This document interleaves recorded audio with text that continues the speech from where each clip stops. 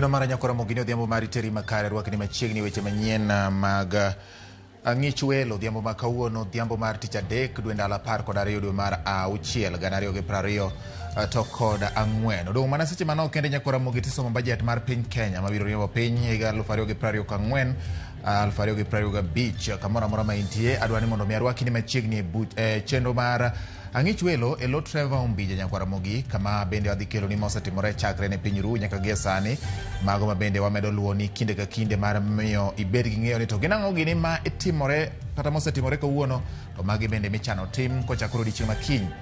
Bed koda nyakwara mogi ka bende asingoni mar miyi weche manyien duto madigomb mondo mi ing'e mana ka e Ramogi TV weche manyien mag ang'ich welo. Mokwongo thund weche.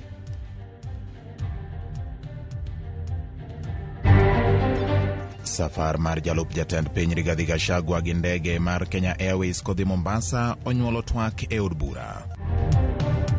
And to condemn them into joblessness without even being heard, the union will not allow this to go on. Riwruok mar Kupet dwaro ni TSC odwokie tich jopuonj mag JSS manyo riembie tich nikech ng'anyo. Kagisemaki to gikawo gogo gikawo rech gikawo fuel giwe jowanam kuno kadang'ne. Jolupo maseme ywak ni sirikal odonjre mar tieko monj ma kinde ka kinde e kindgi gi jolupo mar Arieda.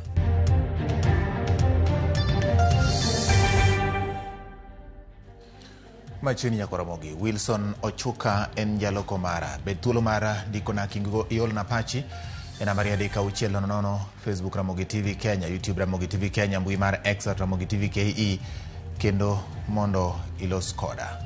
E thuolo ni nyakora mogi machiegni weche manyien mag ang'ich welo chakore sani. Nyinga en George Bati.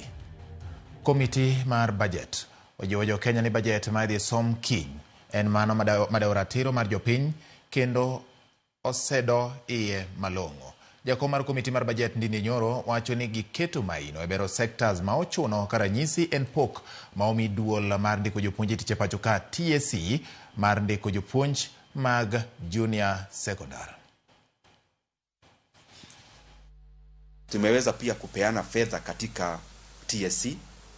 TSC tumeongeza bilioni 18.7 ambazo ni za kupea wale walimu wetu ambao wanajitolea kama interns, especially katika JSS, wote wapewe permanent and pensionable terms.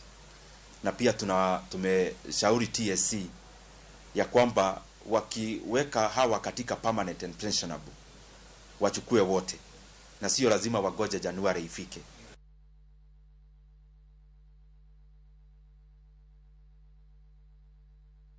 Nyakora mogi wairo ni komiti ma Nairobi kata kaunti ma Nairobi ema biro yudo pok malach mar omenda ma ichiwo ne kaunti za budget mar 2024 2025 ka ipimo kod kaunti mamoko ma pacho ka kaunti ma Lamu ema biro yudo omenda matin mogik.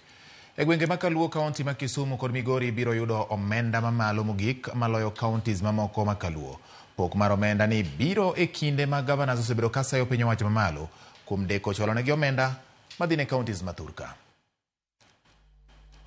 E pok mar omenda ne counties e hiko mena 2024-2025 siling bilion 400 oketenge mar tayo chenro mag loch gwenge mathurka. Kaluwore gi chikno motisi ni County Allocation of Revenue Bill oyangore ni county ma Nairobi ema biro yudo pok malach mogik mar omenda no ka ipimo gi counties mamoko. Omenda maromo siling bilion 20.8 ka iluwe gi county ma Nakuru ma biro yudo siling bilion 14.1.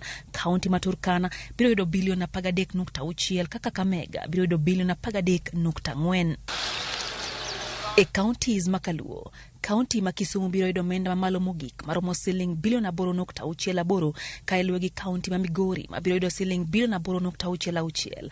County ma Homa Bay biro yudo omenda maromo siling bilion 8.43 ka county ma Siaya biro yudo siling bilion 7.5. E counties mamoko, county ma Kiambu biro yudo siling bilion 12.2, Kilifi biro yudo bilion 12.5, Mandera bilion 12, Bungoma bilion 11.5 ka Kitui biro yudo siling bilion 11.2.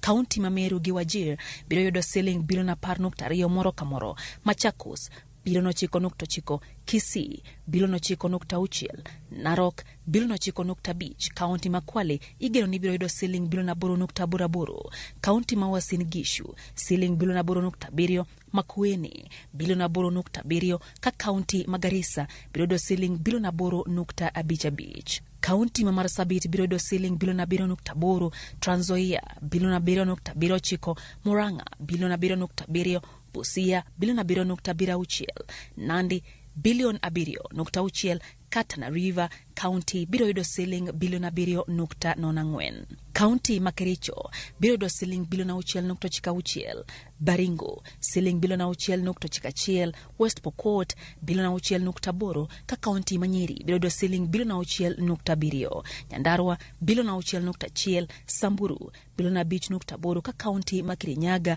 biro yudo siling bilion 5.6. County ma Laikipia biro yudo siling bilion 5.56, County ma Embu biro yudo siling bilion 5.54, Vihiga bilion 5.45, Nyamira bilion 5.52, kata Taita Taveta biro yudo siling bilion 5.22.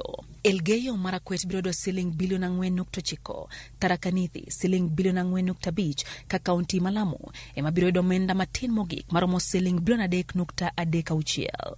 Ma biro bang' committees marango weche mag omenda e od bura mamalo kod Senate bedo kod twak mano okelo meto mar omendano mar counties ka oya siling bilion 391 nyaka siling bilion 400.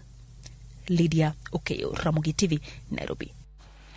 Kawasuda ni sirikand kaunti ma Homa Bay otieko chenro mar kawo pach jopiny ewi budget mar komenda mag 2024-2025 ma otelo ne chenro mar pedho ayanga budget ma kamano e nyim od bura e kaunti ma Homa Bay dweni.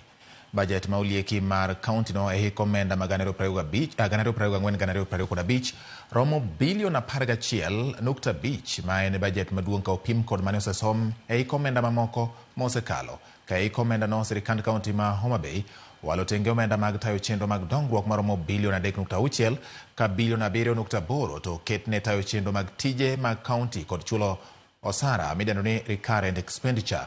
Kweth mag rowere kaunti ma Homa Bay ka okalo riwruok margi ma ong'ere kaka Homa Bay County Youth Parliament gin moko kuom jopiny mano yuore od bura mar kaunti no mar golo pachgi ewi budget.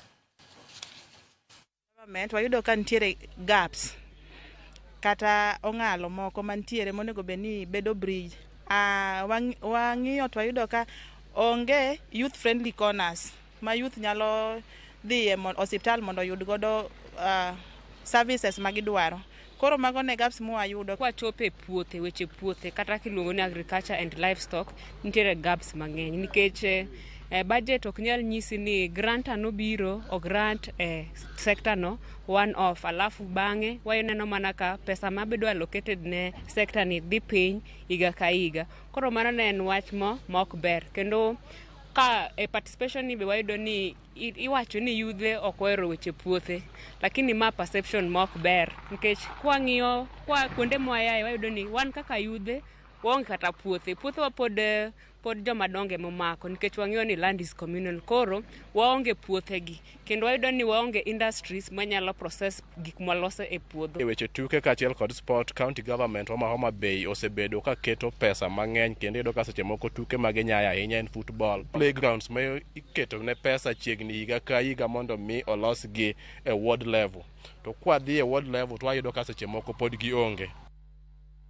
Kowuok Homa Bay nyagoro mogi to ang'e motenre kod weche mag somo. Riwruok mar jopuonj mar Kuppet okwedo okang' mar duol ma ochung' ne ndiko jopuonj e tich e pacho ka TSC mar chungo tich jopuonj mag junior school. E romo kod jofwambo riwruogno oyango ni jopuonj maromo 720 ne ochunge tich kod TSC. Gikwayo TSC mondo luw winjruok manyiso ni gibedogo e kindgi mondo giduok e tich jopuonjgo. We are asking the Commission to consider their decision that all the teachers should be transited to permanent and pensionable terms because from the standpoint that these people and served this country for 2 years for free, and now you want to be, to tell them to go home and to condemn them into joblessness without even being heard. The union will not allow this to go on. These are professionals, people have trained and now being told you cannot even, we are not even sure whether they will be able to get employment in the future, because when our contract is terminated, you know, the TSC might also be telling them even in the future, you don't seek a job with us. So it's very unfair. In fact, they are inciting the entire teaching fraternity. Those are teachers in waiting. In solidarity with them, we may want to call on the teaching fraternity on demonstrations, because once one of us has been touched, all of us have been touched. Nyakoromogi twak maye tek omweche od bura e wuoth mar jalup jatend Kenya Rigathi Gachagua manyoro ne ka oidho ndege mar raia ka odhi limbe Mombasa. Moko kuom jo od bura penjo gimomiyo mano timore ka bajet oketo tenge omenda mar siro wuodhe mag jatelono. Moko kuom jo od bura to oseyo Gachagua ka giwacho ni ne omanyo mana yore moko ma jopiny nyalo neno ne golit. Yesterday, to my dismay, the Deputy President took a commercial flight to Mombasa and was hauling his own bag, getting into the aircraft, Honorable Speaker. Only the President and the First Lady, the President as Commander-in-Chief, since we don't have a Deputy Commander-in-Chief, has access to military aircraft. The Deputy President has a police aircraft designated for his use, which currently is under maintenance, and the Cabinet Secretary tells me in the next few weeks they will have finalized with its maintenance. Honorable Speaker, something is definitely not working. Honorable Speaker, from where we sit as Azimio members, we see a situation where the marriage is not working. What struck me, Mr. Speaker, in that episode, as somebody who has traveled a lot, is the kind of bag the Deputy President was carrying. It was a shame, Honorable Speaker, to see His Excellency Deputy President moving around carrying a bag, in as much as one wants to pull some PR stunts, and I say this, Honorable Speaker, with tremendous respect, we should question, it is about time we question the members of staff that work with His Excellency the Deputy President. Kama nekane weche chale od bura kotende kod wach mara jalup jatend piny Rigathi Gachagua dhi Mombasa kod ndege mar raia ma ne odhi godo koting'o bag ne owuon, wach mabende nonyuolo paro mopogore opogore. Nyakoromogi jagoro mongirore migawo mar thieth Mary Muriuki okwayo jokanyo e sekta mar thieth mondo mi oriwre kod migawo mar thieth eno ni lek mar thieth michwalo ne oganda yo mayot miluongo ni Universal Health Coverage ochopo kare. Muriuki moloso e kinde nyasi mar keto ayanga chenro mar KHPOA e boma ma Nairobi okoni e kinde ma giikore ne dar e NHIF ka gidhi e SHIF owinjore ji duto oriwre mar neno ni jo Kenya ondikore kaka jokanyo mag SHIF kendo gichak chudo kochakore tarik 1 mar dwe mar 7 higani. We have in the process of the transition of the national from NHIF to SHIF, and it is up to us from our agencies to equally get engrossed in the activities that are there. We are looking forward to start the registration soon, and we should be the first ones to lead the pack, because insurance again is part and parcel of the larger coordination in the health sector. Therefore, let us not just call ourselves regulators, and the other part of the ministry that is moving that we do not even have an idea of what is happening. We must be part and parcel of this. Duol marango kendo puodho rang'enya mag thieth e pachoka Kenya Health Professions Oversight Authority oyango chenro margi ma biro tayogi kuom thuolo mar higni 5 mabiro. Chenro ni madwaro omenda maromo bilion 2.8 biro neno ni midhiero kaka riwruoge mag thieth mapok oyangi oketi e rang'iny madwarore, tieko midhiero mag nok mar lakteche kaachiel kod siro chenro mag thieth nyaka rang'iny madwarore e kind weche mamoko. Jagoro mongirore migawo mar thieth Mary Muriuki mane oyuoro e nyasino osingo mar riwore kod riwruoge ma ok mag piny owacho e neno ni omenda madwarore oyudore ne sekta no.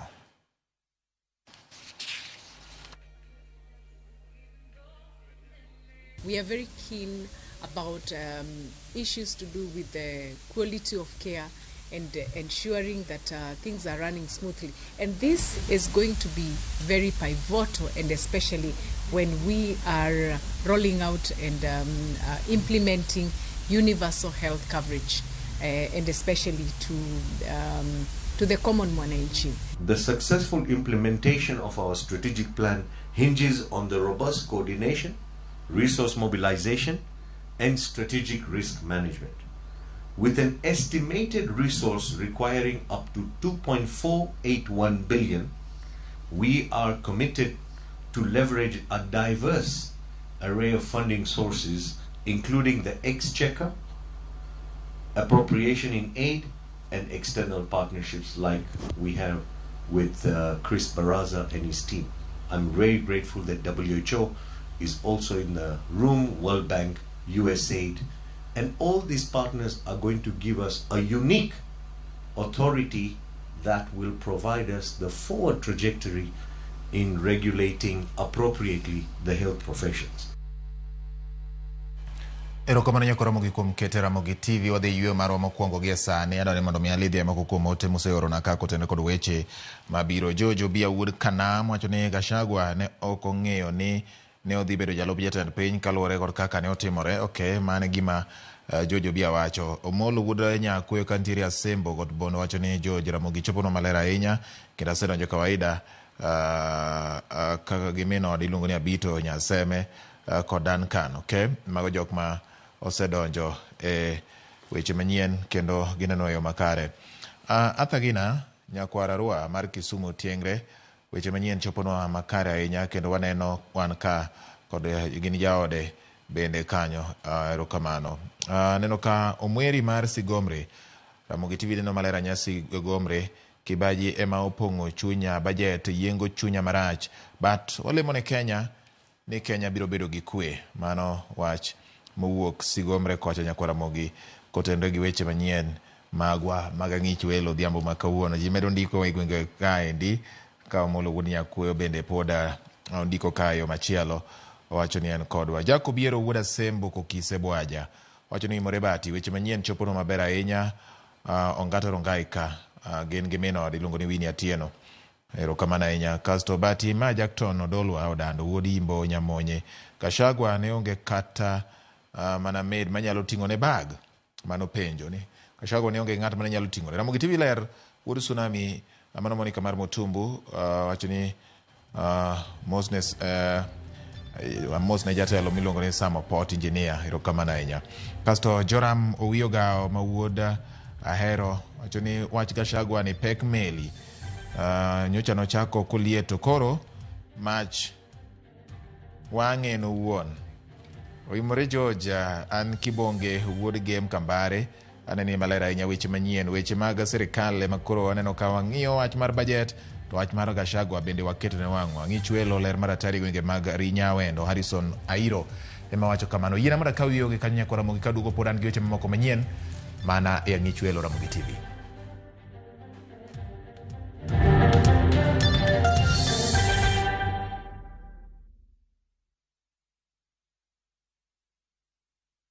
Asewacho ni nyathini to ok owinja to sani oseguro tiende dalani.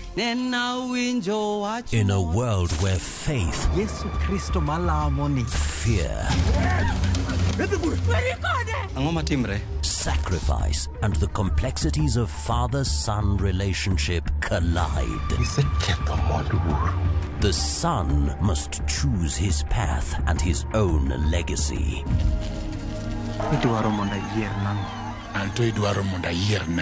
Watch this emotional and riveting story of Dennis in Where the River Divides. Watch the best content on the go only on Viusasa.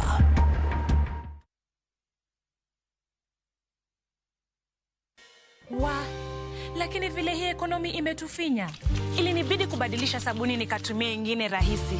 Bala, ilibidi nioshe kila kitu mara mbili. Sikuwa na otherwise, nikarudia Ariel. Ariel, usafi bora kwa mwosho mmoja tu. When your kids learn to be independent, you're giving them a great start. Prestige Margarine. It all starts with a great start. Now comes in the original and vanilla flavor.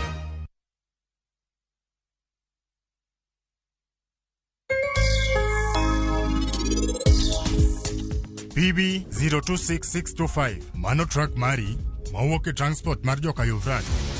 Neno truck mawacho ni no, kawuono ni truck no notuomo Sarabjit Singil.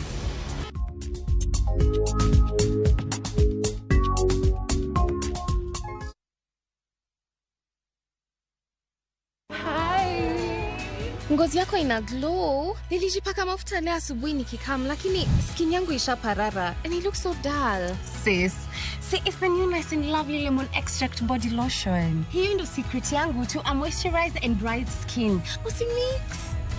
New Nice and Lovely Lemon Lotion, enriched with vitamin C and sunflower seed oil for 48-hour nourishing glow and brighter skin. Try Nice and Lovely Lemon Lotion today.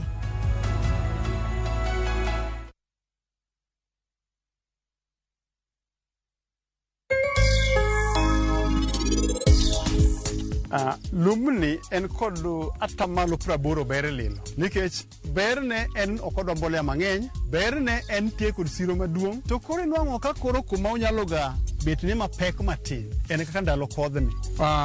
Bracharia ni wapidhe sani ka erigo kidieny adek, wapidho ka erigo. Kidieny mar ariyo, wantiere kod Zares ma erigo, kolumbe gi duto kata bedo gi pogore gi variety kwa wuoyo kuom gilom Bracharia Kenya ka wan ko species karibu 100. Yud ber duto ma pien dendi dwaro ka itiyo gi mo mar del mar Sawa Milking Jelly. Ma en mo ma inyalo geno kuome. Ober ne yiero mari, yud mari kawuono e duka man machiegni kodi.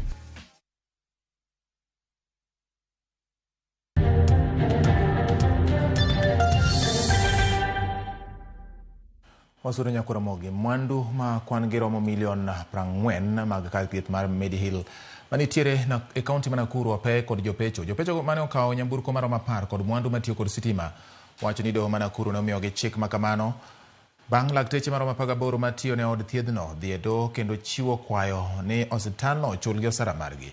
Director mar kambi mar pecho miluongo ni Tango Auctioneers John Ngunjiri wacho ni ripoti biro chiwe do ma Nakuru tarik 4 mar dwe mar 8 e wi omwom ma ochoki kowuok kuom mwandu mag negipeyo.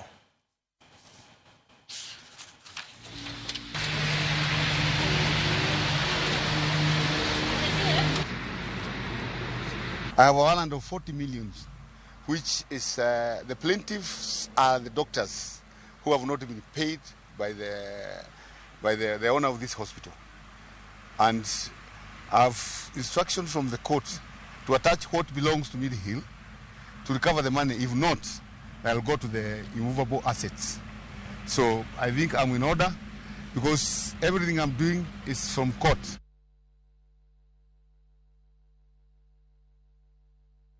Maga kaka weche ne chalo e weche mag jopeyo mane odhi opeyo od thieth ma Nakuru kono. MCA ma Kileleshwa Robert Alayo ndiko ne jatendo kwach kich mondo non kaka kambi ma ochung'ne KOP e kaunti ma Nairobi ne tiyo kod omenda ma omiyo gin kod gowi mar bilion 2.3 manowinjo bed ni osechopo ne agulu mar aeri mar jotije mag kambino. Kokalo oboke ma Alayo chwalo ne jatendo kwach kich okoni kata bedo ni kambino mar KOP ma Nairobi ne osebedo ka ng'ado jotich omenda go ne pok ochopo agulu mar aeri ma piny owacho mag kor gwenge ma ong'ere kaka Lab Trust. Alai koni chich maduong' nitie ewi kaka omenda go ne otigo e kambi mar pi kendo dwaro ni mondo otim nonro ewi kaka ne oti kod omenda kaka ne opuodhi mondo omenda go ti ne kambino mar KOP ma Nairobi kaka nopuodh mondo gikaw hola kendo bende kaka od bura mar kaunti ma Nairobi ne okal ma ok ochwal ne dwaro makamano. Bende odwaro ni ng'i kaka gope ne okunore kod kaka ne ogo kwan nyinyo manyuolore. Kalure kod oboke ma oyangi kata moyango kaka tend kaunti ma Nairobi ne otimo romo mar twak ewi wachno. Tend kaunti ne opuodho mondo mi kambino okaw hola mar chulo gowi mar Lab Trust mane ibandho gi gino ma Alai koni ne okoluwore kod chike madwani omenda ma bede migepe mag kaunti tiyogo nyaka podh kod od bura mar kaunti.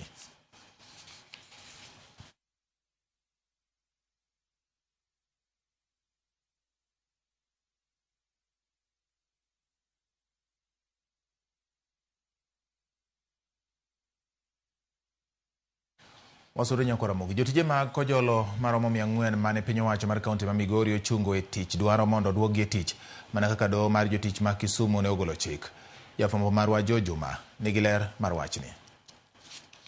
Jotije gi mako jolo mane ochwalo kes magi e doho kendo noyudo ni ne ochungi e tich e yo mok ni kare. Wachne giserito mondo koro piny owacho mar kaunti ma Migori olo chik mane ogol kod doho, kata kamano mai pok otimore. Adwaro orders mag court manotimore Kisumu mondo bed adhiat tu. Kane otele ko jakom margi Michael Abich, giwacho ni deber ka piny owacho mar kaunti ma Migori luoro chik ma ogol kod doho. Wasetemo kaka ne wayudo judgment plus order, wasebiro ofis ka, wasewuoyo gi PSM chief officer, wasewuoyo gi ji mopogore opogore, jodito man ka onge. Abich wachne gisetemo bedo kod twak kod 10 kaunti ma Migori mondo gichopi e winjruok ka otende kod chik manogol kod doni, kata kamano ok osenyalore. Wabro kwayo gi muolo ni ka county government otamore moko timo gini are kawuono nyaka chieng' tich abich wuok tich juma manyien abro lando ne jogi mondo owuothe ndara ka e mandamano mayom. Giwacho ni gisebedo kod pek mokalo nyaka ne piny owacho mar kaunti ma Migori chungi gi e tich. Kwayo mara kuom gavana marwa ni koyie to duokwa e tich. Adieri wawinjo matek. Moko osebedo gi tuoche kaluwore gi stress magin go nikech koro ok ginyal yudo kaka gikonyore mapile pile. Wakwayo county government ma Migori ni mondo yie honor the court order. Jagoro maduong' mar kaunti ma Migori Oscar Lima to wacho ni chikni ne ogol kod doho ka kinde mar orak mane omiyo tije gi mako jolo manotero kes mar gedoho ne oserumo. En tich madhi dweche adek tichake welo. Koro kane jalo nodhi doho gi wach mar jotich mako jolo masano, kane bura odhi kanyo bura doho no ogolo duoko to yudo ka koro thuolo mane ondigie madweche adek cha oyudo koserumo. Koro tiende ni order no kata doko ni ogole to en order ma koro kwanya implement nikech contract as at that time oyudo kanyo oserumo. Koro kaka waduogi e tich kendo onge. Olima wacho ni bedo ni kinde mar orak mane omigi ne oserumo, onge kaka kaunti ma Migori nyalo duoko gi e tich nikech en tok chik. Jojuma, Ramogi TV, Migori. Jolupo mawuok e dho wedhe e sub-county ma Seme, kaunti ma Kisumu koro dwaro mondo piny owacho otiek monj masaka sama giwacho ni timonegi ei nam Lolwe kod jowetegi mawuok e sub-county mar Rieda e kaunti ma Siaya. En gino mosemiyo jolupo kata jalupo moro yudo hinyruok kendo nyaka sani pod oyudo thieth e od thieth ma Jaramogi Oginga Odinga Teaching and Referral Hospital manitiere e boma ma Kisumu. Jolupo go wacho ni jowetegi mar Rieda go sieko kod tim moro mar timo pedha kendo ka gidwaro kelo kiew mar lupo ei nam Lolwe ka koro gikwayo ni kwe mondo bedie mondo kik chenro magi mag menyo bed gi rochruok.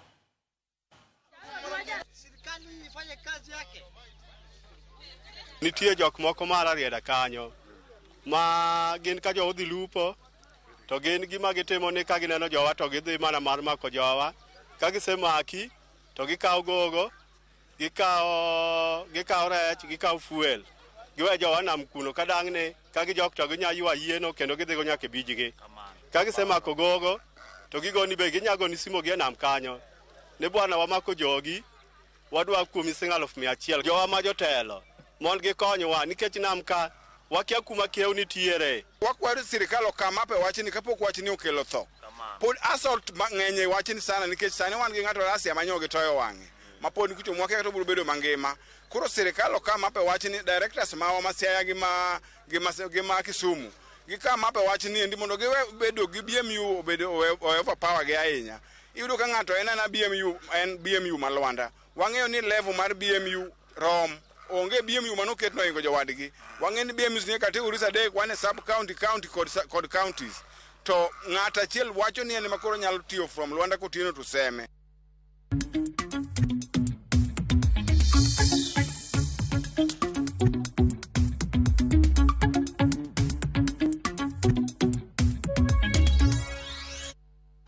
Moko Moko kuom johala ma Kibuye koro dwaro mondo tend kaunti ma Kisumu wuog oko mapiyo kendo donjre ywaruok ma ka kod kacha mosekelo nyaka hinyruok ne johala moko e chiro ma Kibuye mondo giyud kwe nikech kata mana choche mag chirono olornegi. Ma en kaluwore ni jo ohalago ok mor kod kaka weche osebedo ka chalo e chirono kotenore koda telo mar mane en jakom ma kojolo e chirono Judith Matengo mong'ere gi nying mar Nyaramba. Millicent Adhiambo miyo ler mathoth.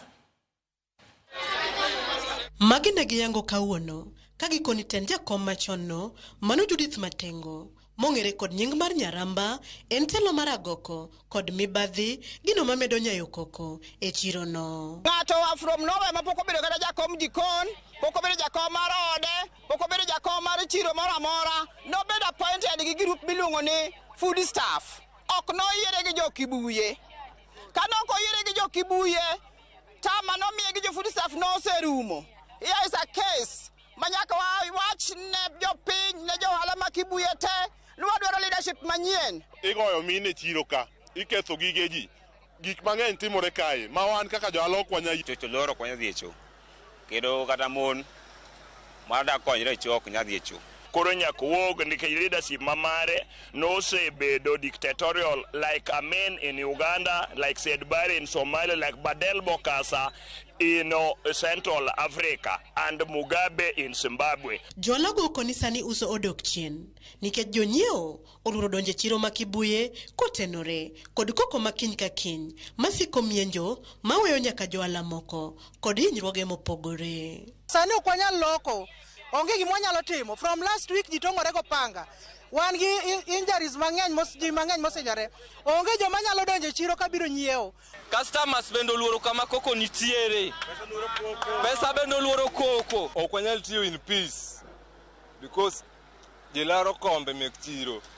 Wan kaka yudhe wahinyore. Ewi mano gilero ni kata mana bang' tend county donjore wachno kokalo kuom apis maneja mar bomano mani orucho oko telo mora mora manitie chiro ma Kibuye. Jakomno ne odhi e doho ma okwedo wachno gino makoro miyo gikwayo gavana Nyong'o owuon mondo wuog oko mapiyo odonjre okel fuong'ruok e wach Kibuye. Waluonga bala wanga. Nyicho umiyo report ni disband leadership ma Kibuye. Lakini kochopo nyoro wacho wa e court, Nyaramba biro court. Ni ana pod odhi leadership. Koro odo beno wuok oko. Obiro Kibuye wuok gi jopiny. Mondo giswa gima dhi mbele. Leadership no wa condemn. Kendo wadwa ni leadership no be run by county government. Takwayo mana gavana mondo wuog oko weling to Kibuye kethre to ene jatelo mana wayiero. Onge kaka sekta achiel nyalo wuok to dhi e court to tero malalamishi mar e court ni omaye cho to duogo gi court order ma odo yiene to Kibuye to nitiere gi sectors 7. Onge ng'ama no consult gi. Wan gi mama achiel mowuok ni ene modwa rule Kibuye. Wakwayo government plus county government ni ka onge kwe mubiro kele chiro ka kaluwore gik matimore to dhi kelo thoge. Sani ok wanyal loko. Governor, chiro is under you. Chiro in man duoko jo ohala ka. Wadwa ni mondo wuoga ne oko mondo wuo very faster mondo mi jo ohala way forward. One person ok nyal miyo chiro chung ne because ne en market management. Temo wa mar twak kod Judith Matengo kata Nyaramba manen jakom machon mar kojolo e chiro ma Kibuye ne ogore e lwanda bang' jakomno riembowa ni ok onyal loso kodwa nikech oyudo wach ni waseloso kod jogo makwede.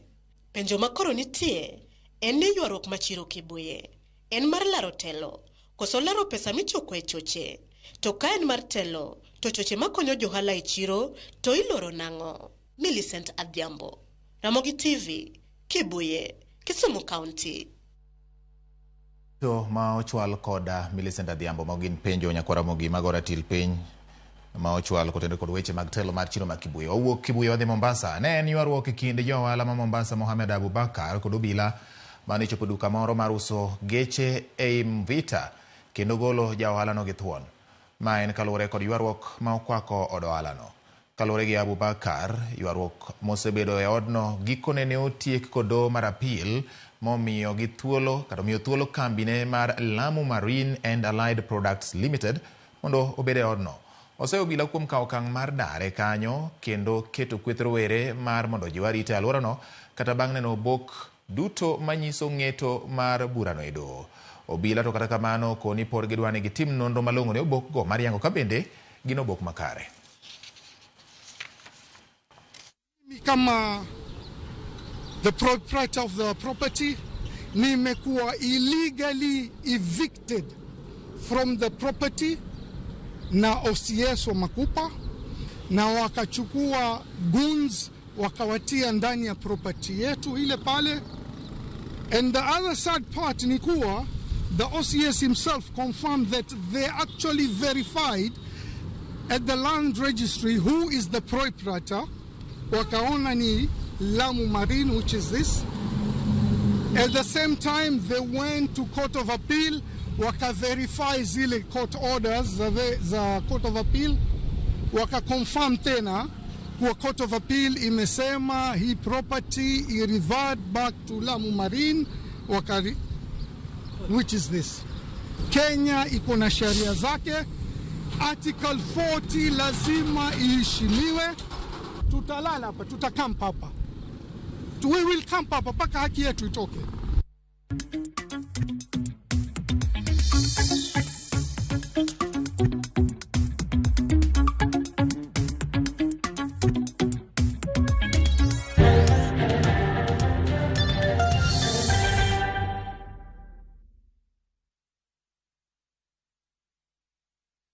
Royal Mabati Factory, dukani mar nyiepo achiel kende manengo gore piny kendo rang'iny mamalo mag mwandu go ewi tado yudore duto. Yud offers mag stone coated tiles gi siling 603 kende koriwo nyaka osuru mar VAT. Chula tamalo 40 iyud molos sani kikelo ni nono maonge chudo. Limwa e badwa ma Manjit House, Kisumu, Accra Street e apaya ma Paul Mboya. Gochnwa e 0708 357 201.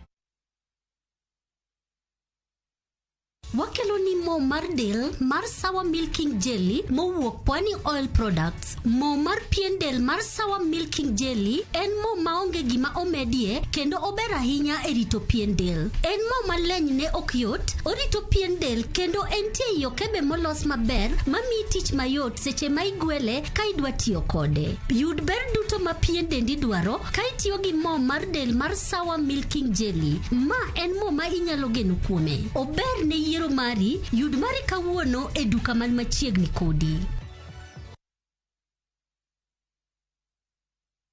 Kutuma pesa ni free na Equity. Use your Equity mobile app to send money to an Equity account for free and save on transaction costs. It's easy. Simply log into Equity mobile app, select transact, select send money, select another Equity account, enter the receiver's Equity account or Equitel number and send. It's that simple. Save money every day. Download Equity mobile app from Google Play Store or App Store and send money to Equity for free.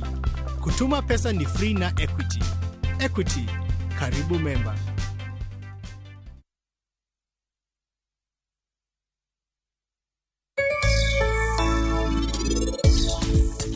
PB 026625 mano truck mari mawuok e transport mar joka Yuvran. Neno truck mawacho ni no, uono ni truck no nutomo Sarabjit Singil. It's time to strike back. Radiant Spray strikes in seconds for instant kill. Kills all doodles dead. From SC Johnson, a family company.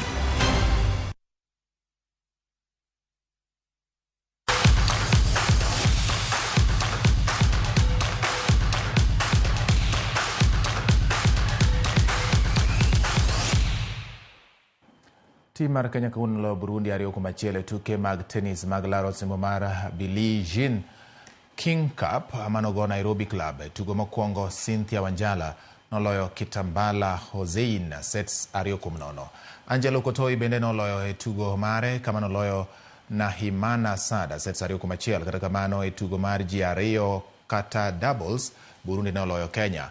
Asumwa Roslida koda Chepkemei Stacy nolo Kitambala Hossein koda Nahimana Sada mag Burundi sets 2-0.